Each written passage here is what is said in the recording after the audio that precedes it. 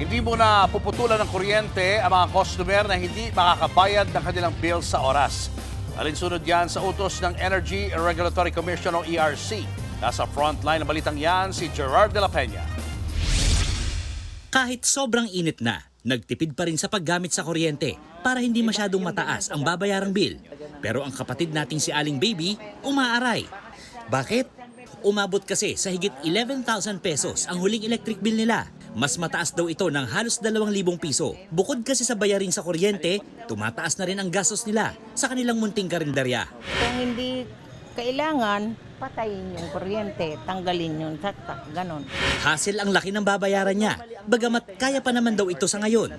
Ikinatuwa rin ni Aling Baby ang utos ng Energy Regulatory Commission o ERC sa mga power distributor na wala mo nang magpuputol ng kuryente kung hindi makakabayad on time ang mga customer. Ito ay bunsod doon sa kagustuhan din ng komisyon na makatulong sa pagbabayad ng kuryente ng ating mga consumers. Kasi sa mga nakaraang linggo ay maraming nagrereklamo sa sobrang laki ng kanilang mga electric bills. Para sa mga bill na babayaran ngayong Mayo hanggang Hulyo, papayagan ang mga customer na magbayad ng utay-utay.